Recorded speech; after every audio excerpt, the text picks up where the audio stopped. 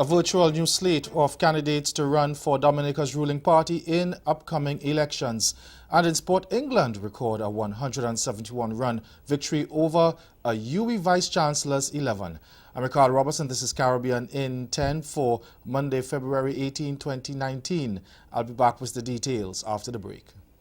Food security has been a major thrust for Tobago in recent years, so the Agricultural Incentive Program is timely.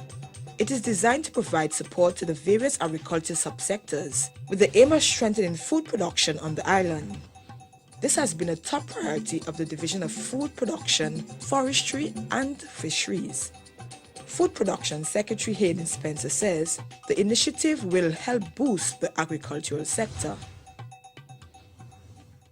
Reggae star Chronixx and veteran reggae crooner Coco T are the latest names announced as included in the official lineup for Buju Banton's highly anticipated Long Walk to Freedom concert set for the Jamaica National Stadium in Kingston on March 16th.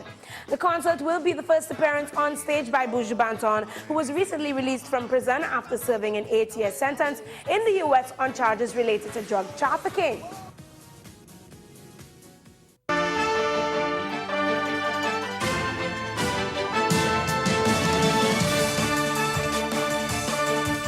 We begin in Dominica, where Prime Minister Roosevelt Skerrit has named 9 women, including his wife, in a virtual new slate of candidates as his Dominica Labour Party, the DLP, seeks to hold on to power in the 2020 general election.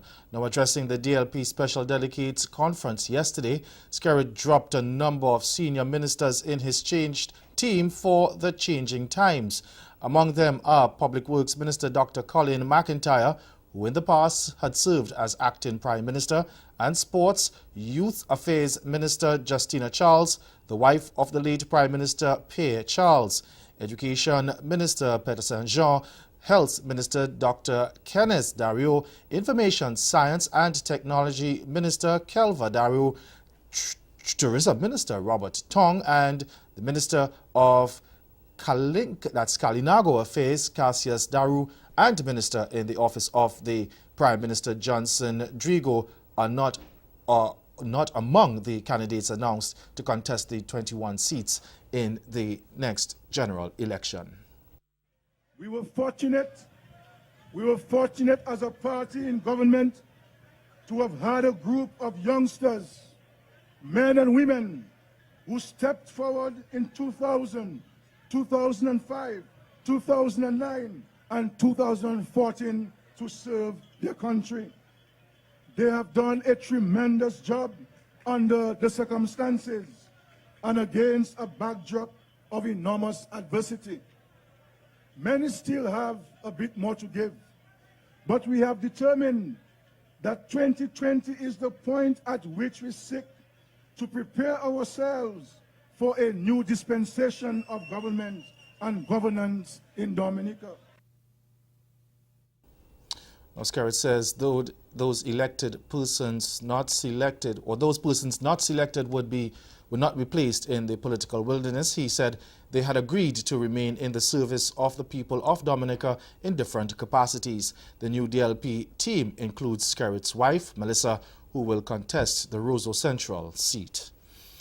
Over in the British Virgin Islands, Supervisor of Elections Juliet Penn says 41 candidates will run in the February 25th general election, which will be contested by 4 separate political parties for the first time. 25 candidates from the Progressives United, the Virgin Islands Party, the Progressive Virgin Islands Movement, and the ruling National Democratic Party, along with 1 independent, will contest the elections in 9 districts. 15 candidates will contest the poll as at-large candidates. Deputy Governor David D. Archer Jr. has reminded political candidates and their supporters to abide by the Code of Conduct governing general elections. The Bahamas government has temporarily stopped all deportations to Haiti as a result of the political unrest in that country. It said in a statement that the decision follows the temporary closure of the Bahamas embassy in Port-au-Prince and the recall of all diplomatic and consular staff amid violent protests. But the government said in anticipation of a potential increase of illegal migration from Haiti, Bahamian security forces have been placed on high alert.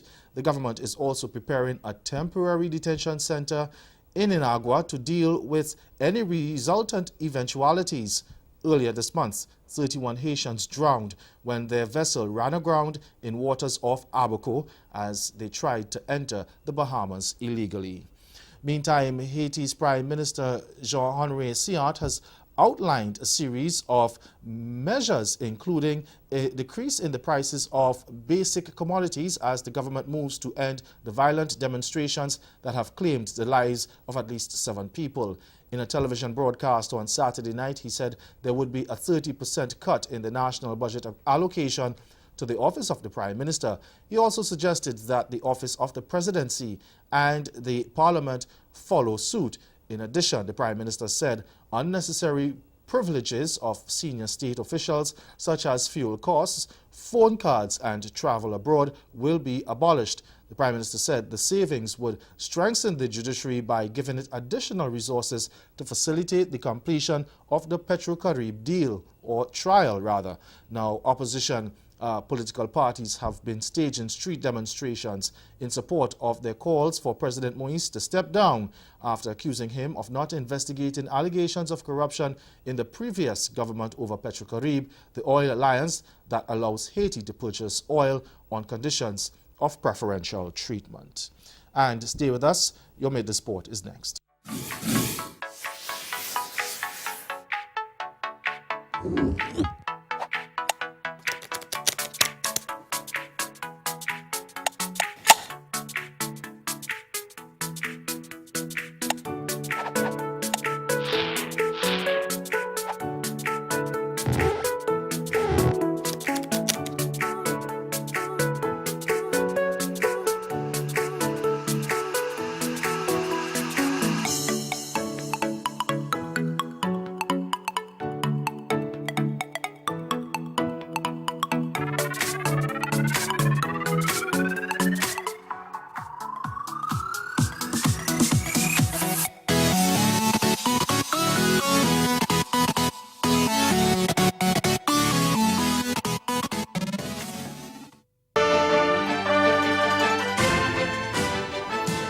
Joe Root and Jason Roy both slammed centuries to lead England to a comprehensive 171-run victory over a UWI Vice-Chancellor's 11 at the 3Ws Oval in Barbados yesterday. Now, Root smashed 114 and Roy made 110 before retiring hurt as England amassed a whopping 371 for 7 from their 50 overs after losing the toss and being sent in to bat.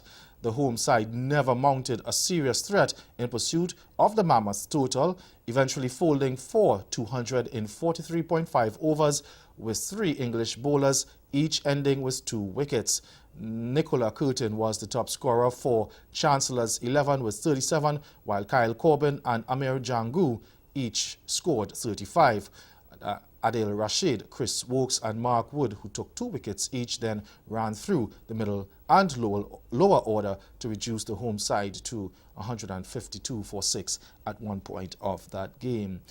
Still in cricket, prolific West Indies power hitter Chris Gayle is set to retire from one-day international cricket following the 2019 World Cup, but he will continue to be available for T20s. The 40-year-old Gayle has scored 9,722 ODI runs, second only to legendary Brian Lara, among West Indians in 284 matches since his debut in 1999. That's Caribbean in 10. Join us again at 6:30 for Caribbean Newsline. Good afternoon.